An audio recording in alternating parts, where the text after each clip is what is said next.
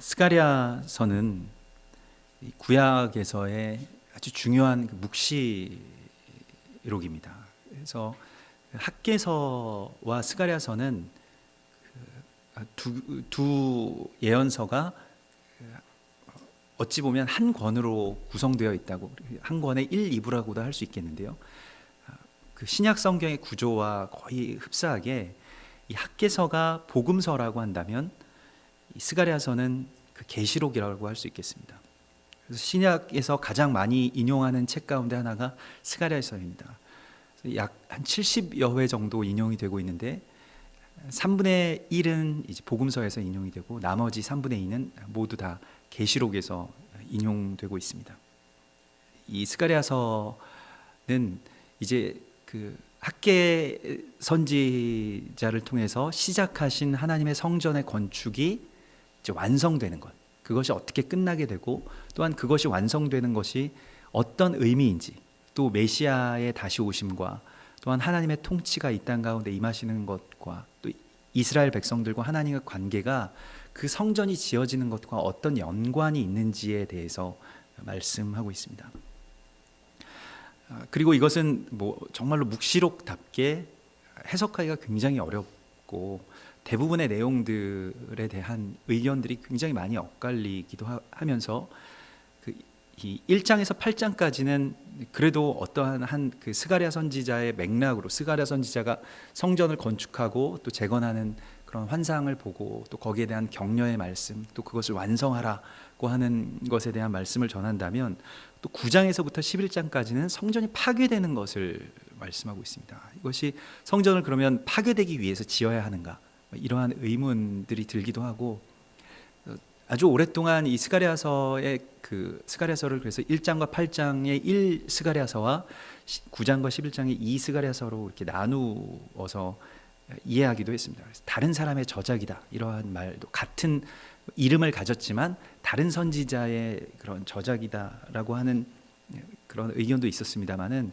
이것은 그 예언의 성취에 대한 의미를 잘 모르고 그렇게 하는 그 의견이죠. 그 하나님께서, 예수님께서도 말씀하신 것처럼 너희가 지은 이 성전을 내가 사흘 만에 헐고 또 다시 사흘 만에 지으리라고 말씀하시는 것처럼, 성전의 재건, 성전을 다시 세우고 또한 성전을 다시 무너뜨리시는 그 장면이 그리스도 예수의 메시아의 사역과 깊은 연관이 있으면서, 또한 그 이스라엘에 다시 한번 이제 예전에 그 바벨론에 의해서 다시 한번 그 성전이 멸망했던 것처럼 이스라엘이 다시 한번 이 알렉산더에 의한 그 헬라 제국, 또 안티오쿠스 에피파네스에 의해서 그 헬라 제국에 의해서 성전이 멸망할 것에 대한 예언과 또 예표들을 여기서 그리고 있습니다. 그래서 이것은 아주 그 학개서에서 시작된 일의 끝, 학개서가 알파라고 한다면 스가랴서는 오메가라고 할 수 있을 것입니다. 성경에서는 우리가 내 백성이 묵시가 없으므로 망한다, 방자히 행한다 라고 말하고 있습니다. 이 묵시가 없다는 것은 이 일의 결국, 일이 어떻게 이루어지고 또 어떻게 성취되고 또한 어떻게 하여서 그리스도 예수께서 다시 이 땅 가운데 오실 것이라고 하는 그 결국에 대한 소망이 없다면, 그 묵시에 대한 소망이 없다면, 예수의 다시 오심에 대한 그 기다림과 갈급함이 없다면 백성들이 방자하게 행할 수밖에 없는데 뭘 위해서 살아가냐는 것입니다. 그러한 어떤 일의 결국, 이 오메가에 대한 기다림이 없다면 백성들은 지금 현재의 삶만을 예배하면서 그렇게 살아가게 된다는 것입니다. 아주 현세주의적인, 오늘날의 그 교회의 모습, 또 오늘날의 기독교인들의 모습과 같은 것이죠. 현재에 내가 어떻게 드러나느냐, 현재에 내가 어떤 위치에 서느냐, 영적으로도 마찬가지입니다. 현재 내가 이 영적으로 어떤 위치에 있느냐, 그러한 것이 중요한 것이죠. 예수의 다시 오심을 위한 것을 실제적으로 예비하지 않으면서 지금 나의 삶이 하나님의 나라의 일을 한다고 할지라도 그것을 실제로 예비하지 않는 좀 다른 그 신앙, 또 다른 그 사역의 길로 가게 됩니다. 스가랴서의 이 스가랴 선지자의 이름은 여호와께서 기억하시다 하는 뜻을 갖고 있습니다. 그래서 주님께서 기억하시고 주님께서 반드시 주님께서 하신 말씀은 변개하지 않으시고 이루신다라고 하는 뜻을 가지고 있습니다. 그래서 우리 하나님은 인간이 아니시니 시건치 않으시고 사람이 아니시니 실수가 없으시도다 말씀하시는데, 주님께서 말씀하시고 예언하시고 또한 주님께서 성취하시는 것에 대해서 절대로 한 발도 물러서서는 안 된다는 것입니다. 1.1획도 이것은 폐허해지는 것이 아니기 때문에 여기서 물러서서 낙심하거나 절망하거나 또 멈추거나 또 거기에 대한 소망을 거두게 되는 순간 곧바로 우리의 신앙은 우상숭배로 접어들게 된다는 것입니다. 그래서 오늘 여기에서 그 다리오 왕 제2년, 이것은 학개 선지자가 예언을 시작할 때와 꼭 같은 때이고 2년 8째 달에 이제 예언을 시작하고 2달 늦게 시작하죠. 학개 선지자는 6째 달이었는데요. 8째 달에 여호와의 말씀이 이또의 손자 베레기야의 아들 선지자 스가랴에게 임하니라. 그래서 이또의 손자라고 나오는데 보통 이 할아버지까지 잘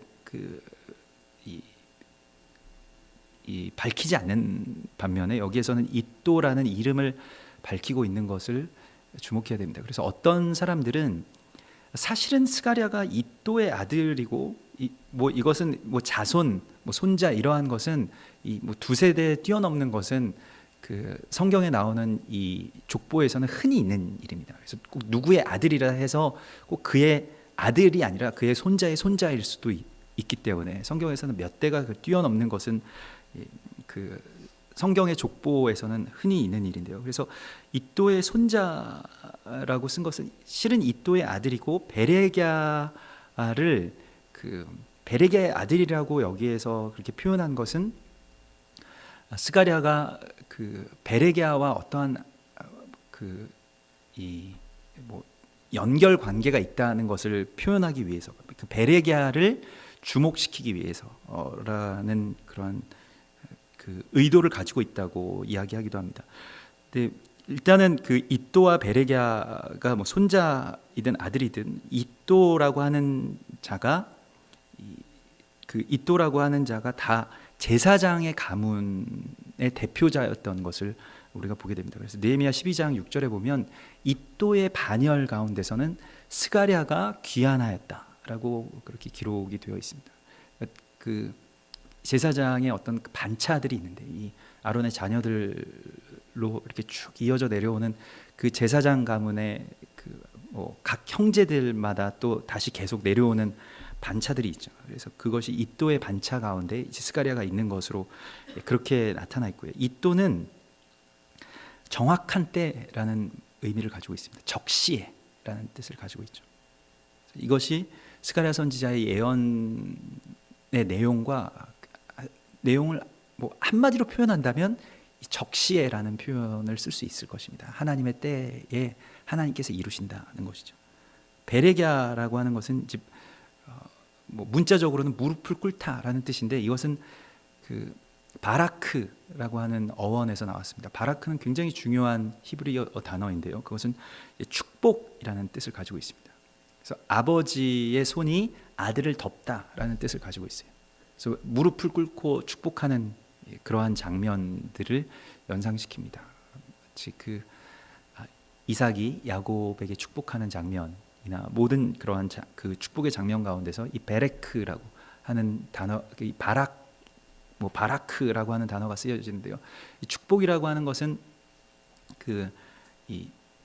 히브리어로 두 단어가 있는데 이 바라크는 축복을 선포하는 것입니다. 입으로, 그러니까 정말로 축복을 선언하는 것이죠. 이 사람에게 복이 있을지어다 이렇게 선포하는 것이 바라크이고, 이제 아쉐르라고 하는 단어가 있는데 그것은 그것의 어떤 내면적인 의미, 복의 내면적인 의미를 가지고 서로 이렇게 보완하면서 쓰이게 됩니다. 오늘 베레크, 바라크, 베레기야의 아들이라고 하는 것을 부각시켜야 하는 그 의도와 이유는 무엇이냐면 이사야서 8장에 보면 이사야의 아내가 낳은 아들에 대한 말씀이 나오는데 그 아들이 이제 어떤 한 예표가 됩니다. 예언의 어떤 도구로서 또 예언의 어떤 메시지가 되는데 이사야서 8장에 보면 여호와께서 내게 이르시되 너는 큰 서판을 가지고 그 위에 통용 문자로 마알살랄 하스바스라 쓰라. 내가 진실한 증인 제사장 우리야와 여베레기야의 아들 스가랴를 불러 증언하게 하리라. 이 여베레기야가 오늘 여기서 나온 베레기야라고 하는 이름과 같은 동일 이름입니다. 그 표기만 조금 다를 뿐인데요. 여베레기야나 베레기야나 같은 이름입니다. 그의 아들 스가랴를 불러서 증언하게 하리라. 이것이 이사야 선지자가 이 어떤 이 아들을 낳는 장면 가운데 거기에 어떤 증인으로 이제 서게 되죠. 그래서 이사야 선지자의 아들 그 아내가 낳은 아들은 마알살랄 하스바스라는 아주 독특한 이름을 가지고 있는데 내가 속히 빼앗으리라고 하는 뜻을 가지고 있습니다. 그래서 유다 왕국의 멸망에 대해서 내가 속히 이것을 빼앗으리라고 하는 그러한 말씀을 하나님께서 주신 것이고, 이는 이 아이가 내 아빠 내 엄마라 부를 줄 알기 전에 다메섹의 제물과 사마리아의 노략물이 아수르 왕 앞에 옮겨질 것임이라. 이스라엘이 아수르에 의해서 멸망하는 것에 대한 한 예표가 바로 이사야의 아들로 그렇게 드러나게 되는 것입니다.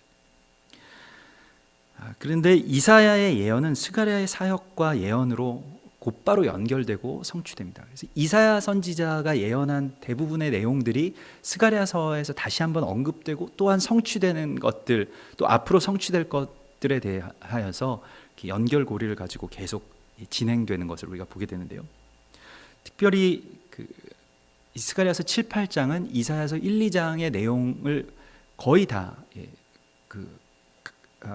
인용하여서 그 내용을 바탕으로 해서 이제 선포되는 새로운 그러한 예언입니다. 그래서 이사야서를 새롭게 다시 선포하면서 또한 다시 연결하는 그 모든 이 묵시와 예언의 어떤 연결을 쭉 같이 이어나가는 것이 바로 스가랴서인데, 특별히 이사야서와 또 이사야와 같은 시기에 활동했던 그 미가서와도 또 연결되어 있죠. 그래서 이사야 미가와 아주 깊은 연관이 있고, 말씀드린 바와 같이 학개서와는 같은 책의 1, 2부로 그렇게 볼 수 있는 쓸 만큼 아주 실제적인 연관이 있습니다. 그래서 학개서가 실제적인 성전 건축에 관한 의미를 부각시켰다면 스가랴서는 영적인 부분, 그리고 특별히 성전 건축과 성전의 완공이라고 하는 것이 메시아가 다시 오시고 또한 하나님의 통치와 어떤 의미적인 그 연관고리가 있는지, 또 그것이 의미적으로 또 은유적으로 비유적으로 성전이 건축되는 것이 그리스도 예수의 몸의 완성과 어떤 연결이 있는지를 드러내고 있습니다. 그것이 신약 성경 전체를 또한 관통하는 하나의 어떤 구원의 개념이죠. 예수 그리스도를 머리로 모신 교회, 머리로 모시고 우리가 몸의 각 지체들로서 함께 연합되는 교회, 또한 예수 그리스도를 모퉁이 돌로 모시고 우리가 함께 연결되어서 지어져가는 성전, 이것이 바로 예수 그리스도의 구원의 사역입니다. 그러니까 어떤 한 사람 한 사람을 끄집어내서 천국 가게 하는 것이 구원이 아니고, 그리스도 예수라고 하는 이 모퉁이 돌로 말미암아서 연결돼서 함께 지어져가는 것이 구원의 완성이라는 것입니다. 이 구원의 개념이 우리가 뭐 염라대왕 앞에 나가서 뭐 극락과 뭐 지옥에 가고 이러한 개념이 아니에요. 하나님의 나라를 함께 세워나가는 것을 위하여서 우리가 다 합력하여 선을 이루는 것이, 또 그것에 참여하게 된 것이 구원입니다. 그래서 이미 이제 시작된 성전 공사를 완공하는 것, 그것을 위하여서 물러서지 말 것을 주님께서 오늘 말씀하고 있습니다. 그래서 그 내용을 살펴보면 여호와가 너희 조상들에게 심히 진노하였었느니라.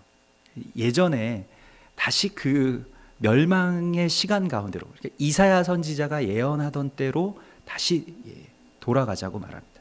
그때서부터 출발해야 된다고 말합니다.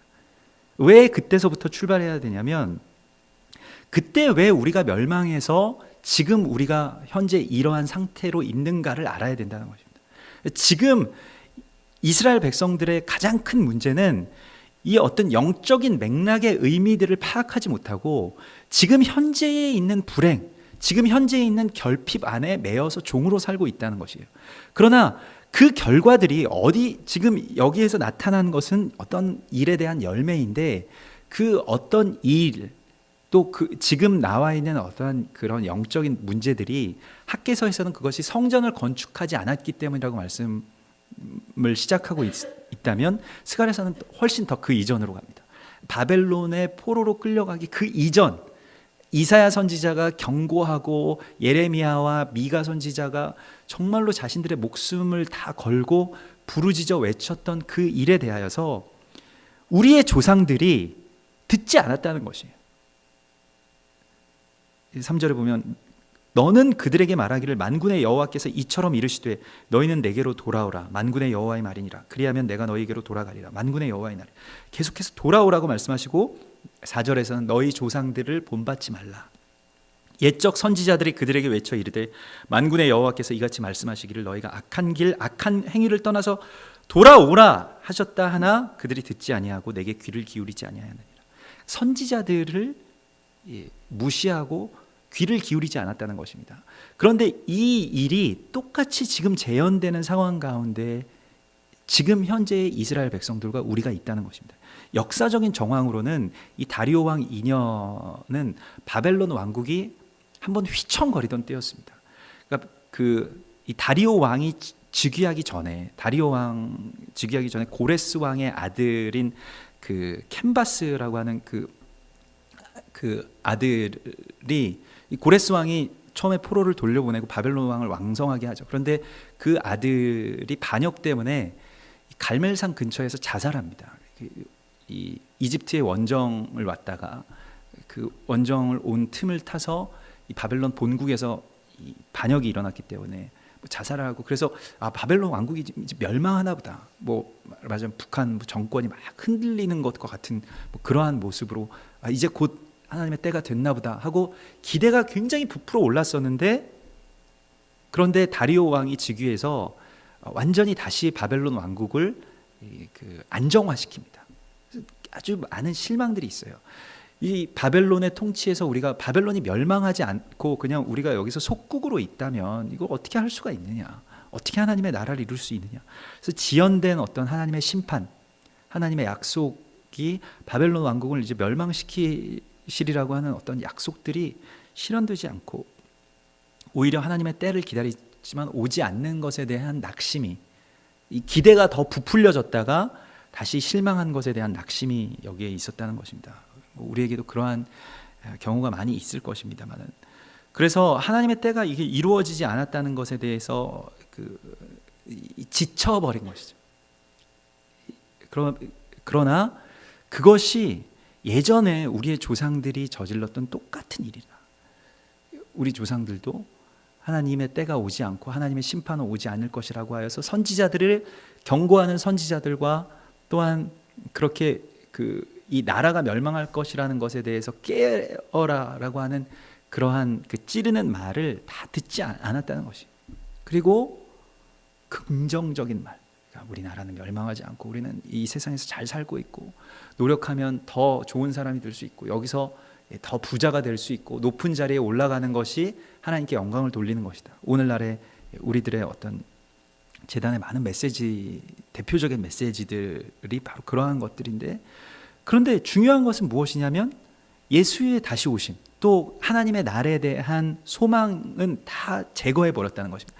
그런 것을 기다린다면 만약에 여러분 실제적으로 우리가 예수 그리스도가 다시 오심을 위해서 정말로 수년 내에 다시 주님의 날이 임할 것입니다 라는 것을 실제로 기다리면서 살아간다면 지금 이렇게 살고 있을까요?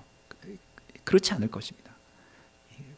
거기에 대해서 실제적으로 우리가 기다리지 않기 때문에 지금 이렇게 사는 것이죠. 그것이 정말로 우리 가운데 아무런 저항감이 없이 그리고 그것을 더욱더 부추기면서 살아가는 것이 우리의 삶이고 또한 우리의 신앙이라는 것입니다.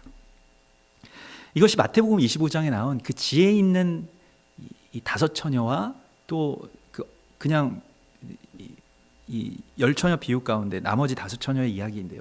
슬기로운 자들은 그릇에 기름을 담아 등과 함께 가져갔다라고 나와 있습니다. 그런데 모든 10 처녀가 신랑이 더디오므로 다 졸며 잘세라고 나옵니다. 모든 열 처녀가 다 자는 것이지. 이 열이라고 하는 숫자는 열방의 숫자를 말하는 것인데, 물론 예수 그리스도의 다시 오심이 굉장히 지연되고 있죠.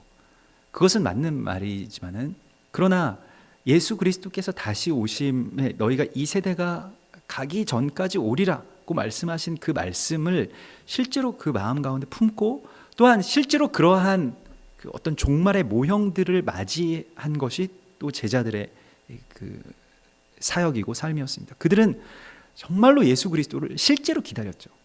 교회가 어떠한 이 복음을 증거하고 하나님의 나라를 선포하고 하나님의 사역들을 하는 데 있어서 가장 중요한 이 목적을 잃는다면, 그러니까 예수의 다시 오심을 위해서 복음을 땅끝까지 전하는 것이지, 복음을 땅끝까지 전하면 목사님이 칭찬해주고 교회가 부흥하기 때문에 복음을 땅끝까지 전하는 게 아닙니다.